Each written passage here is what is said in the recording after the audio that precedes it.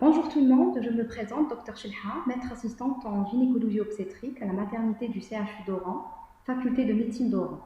J'ai l'honneur de vous présenter aujourd'hui la conférence dans l'intitulé « Kyste de l'ovaire ». Notre plan de la question sera, le premier point, c'est comment définir le kyste de l'ovaire, voir l'intérêt de la question. Et on passe à un bref rappel anatomique physiologique de l'ovaire. On définit les différents types de kyste de l'ovaire, comment poser le diagnostic clinique et paraclinique du kyste ovarien, quel est son diagnostic différentiel, voir son évolution et son pronostic, quelle est sa prise en charge thérapeutique, et on termine par une petite conclusion. Comment définir le kyste ovarien? Donc on le définit comme étant une tuméfaction, renfermant un liquide et se développant sur les ovaires. On se pose la question, quel est l'intérêt de connaître cette pathologie? C'est une pathologie très fréquente. 5 à 7% des femmes ont développé dans leur vie génitale un kyste de l'ovaire. Les jeunes filles de 10-16 ans sont confrontées à ce genre d'anomalie. Elles représentent un motif de consultation fréquent. C'est une indication chirurgicale fréquente en chirurgie gynécologique et c'est la hantise du cancer de l'ovaire. On passe à un bref rappel anatomique et physiologique de l'ovaire.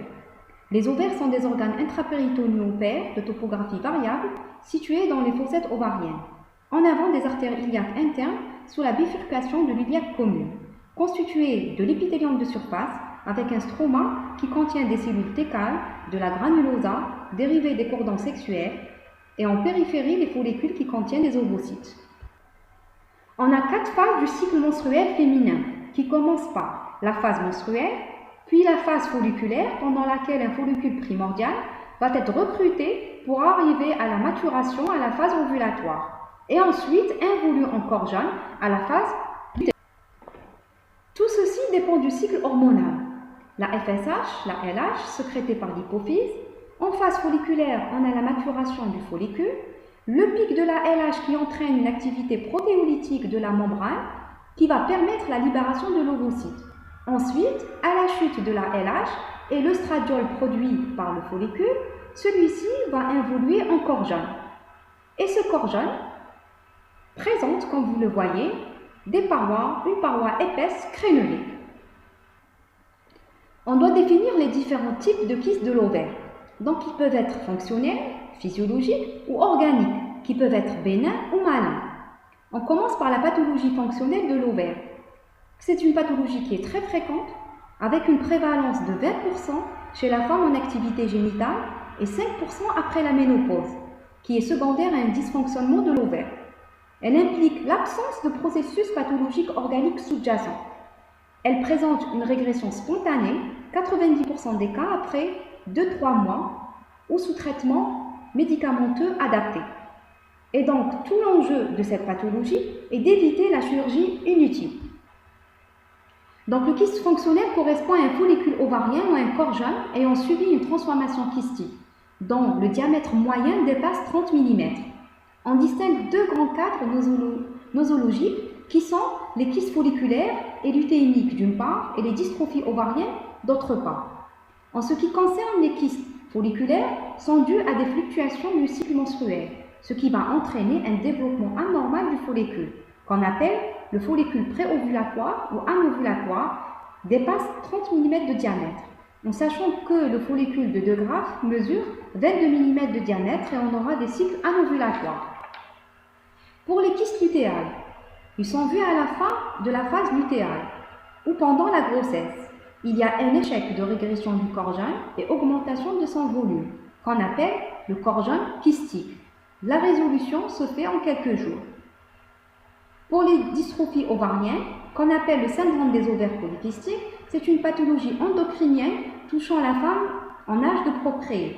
C'est une perturbation clinique et biologique due à l'hyperandrogénie. On passe à la pathologie organique de l'ovaire. Donc les tumeurs de l'ovaire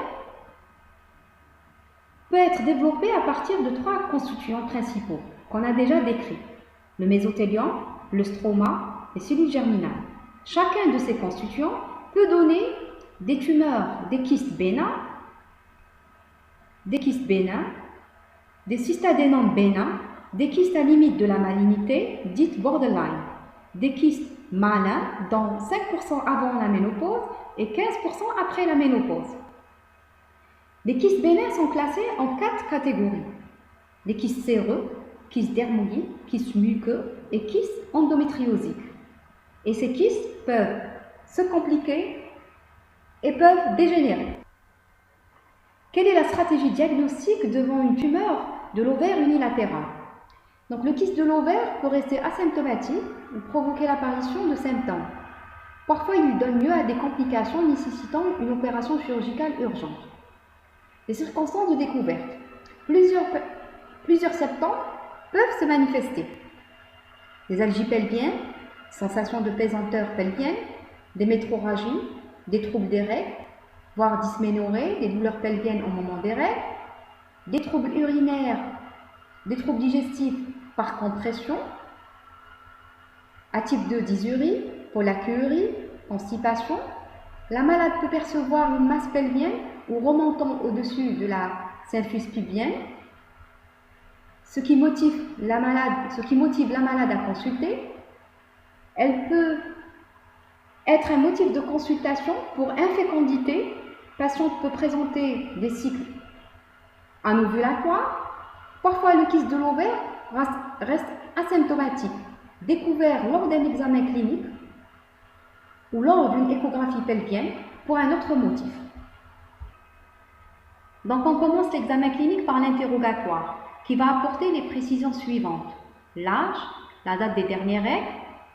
On doit rechercher les facteurs de risque de kyste fonctionnel, la prise de contraception orale minidosée, si la patiente était sous induction d'ovulation, si elle présentait un syndrome des ovaires polykystiques.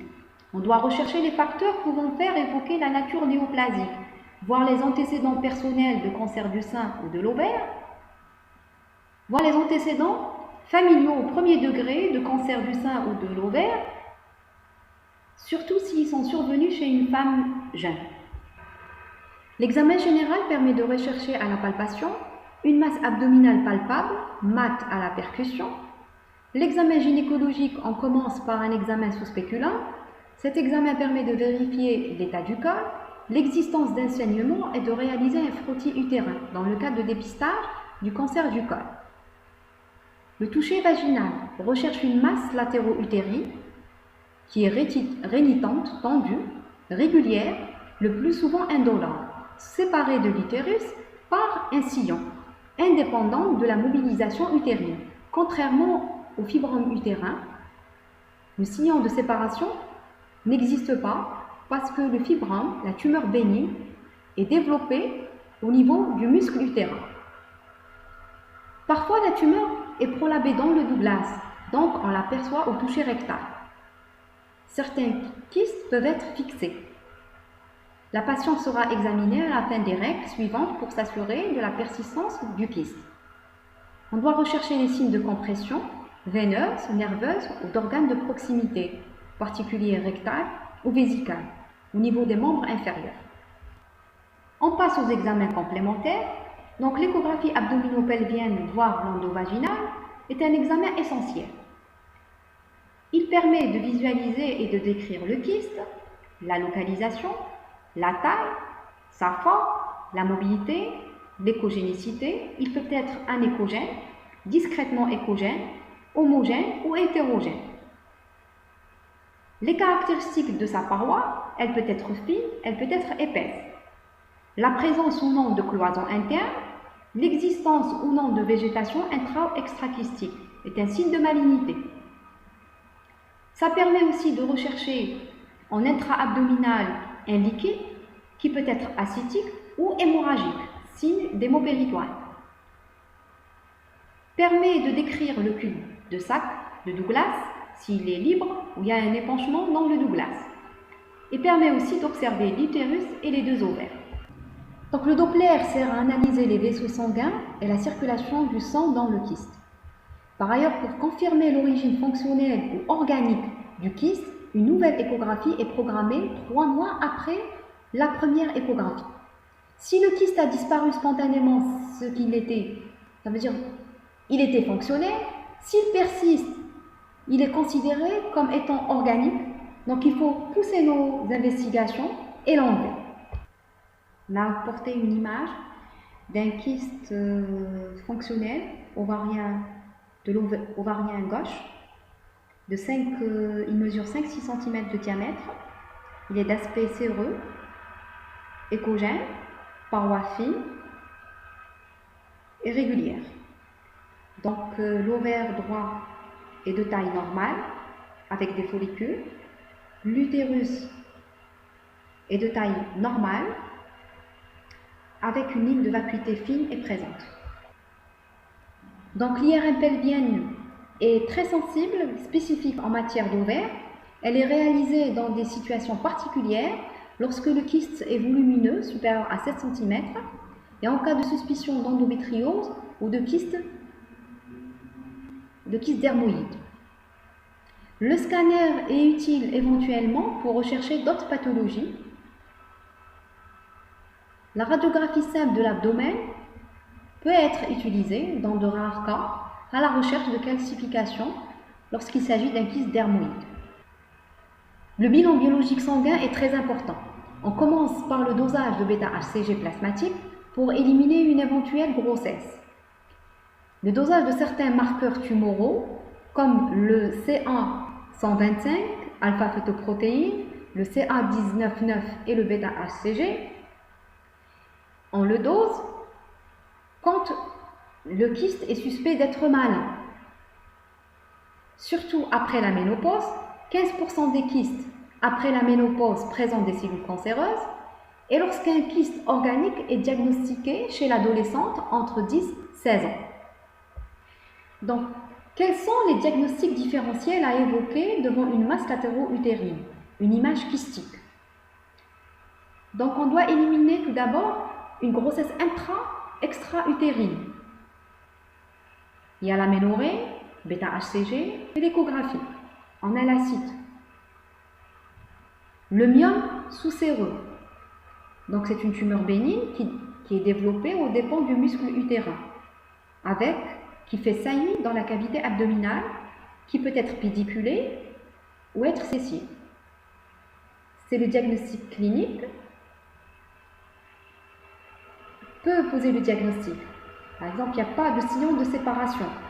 Contrairement à la tumeur ovarienne, le sillon de séparation existe. Et l'échographie pose le diagnostic. La rétention aiguë d'urine, la tumeur digestive, l'IRM pose le diagnostic. L'hypokystes péritonial, c'est quoi? C'est un cloisonnement péritonial par adhérence. Survient chez une patiente ayant subi de multiples chirurgies. On a l'hydrosalpinx, c'est une dilatation tubaire séquelaire d'infection, une formation d'allure kystique. Le cancer de l'ovaire, il a ses caractéristiques, par exemple sur l'échographie. On a une image qui est irrégulière, d'allure irrégulière, paroi épaisse avec des végétations intra-extrakystiques. Et l'IRM pose le diagnostic. Le kyste vestigial, c'est quoi? C'est un reliquat du canal de Wolff, souvent appendu au pavillon, et ne se complique pas et n'a pas d'indication opératoire. Donc, quelle est l'évolution du kyste ovarien? Donc, les complications majeures et la plus grave est la dégénérescence maligne. Il existe 3 types de complications. Complications aiguës, complications subaiguës et complications chroniques.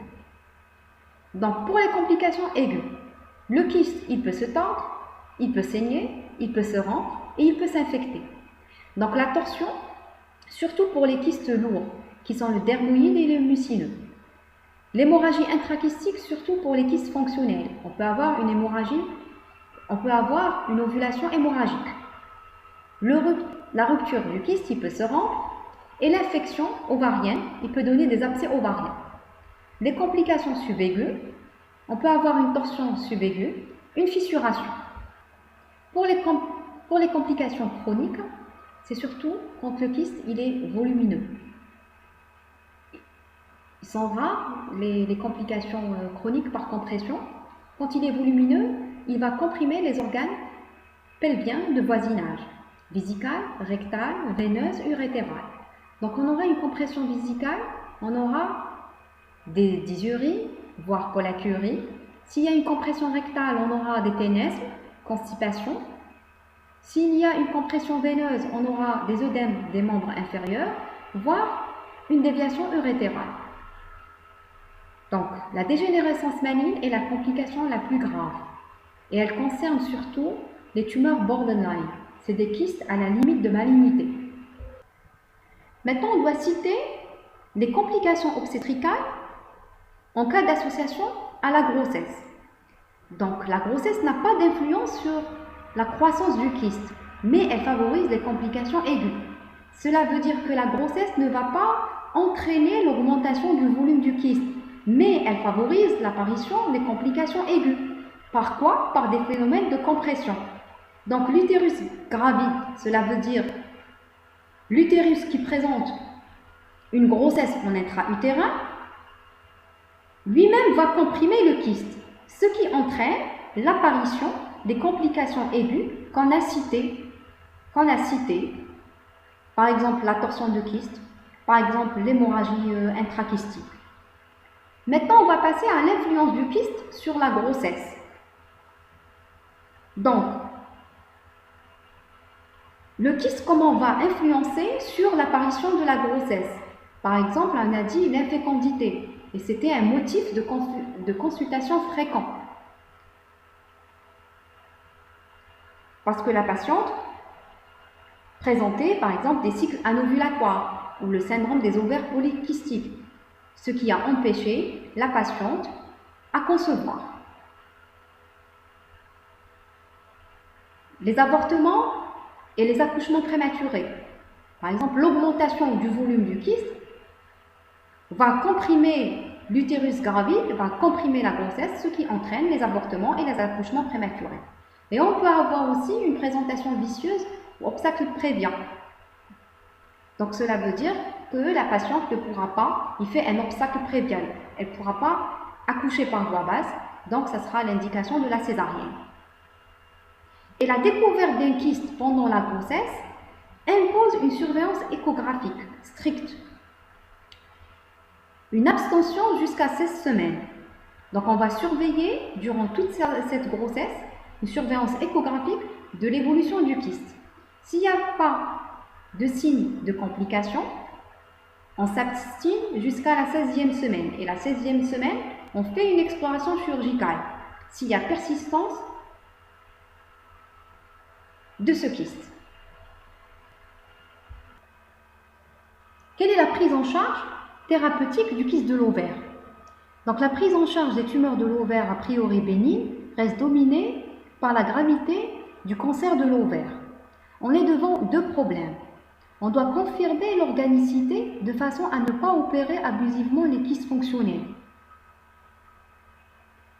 Si on voit que le kyste fonctionnel persiste au-delà de 3 mois, cela veut dire que c'est organique.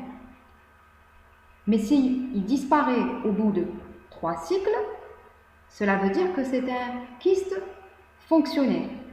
Donc il ne faut pas opérer le kyste fonctionnel.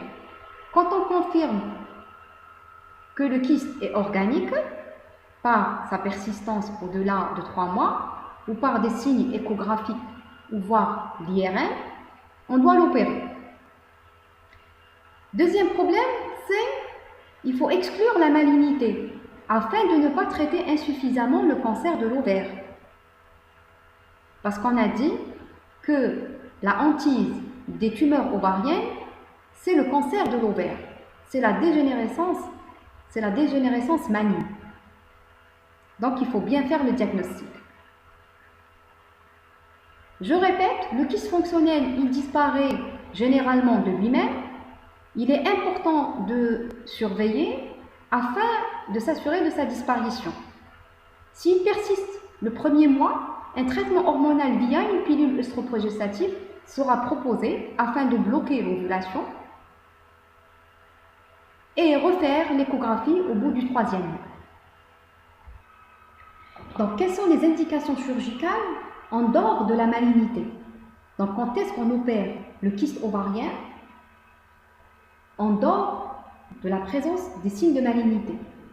Donc, en cas de complications aiguës, par exemple, en cas de rupture, hémorragie intrakystique, devant la persistance de kyste après 3 cycles, donc on ne parle plus de kyste fonctionnel, ça devient un kyste organique, devant la présence de critères de kyste organique supérieurs à 5 cm, et devant aussi la modification d'un kyste d'allure fonctionnelle.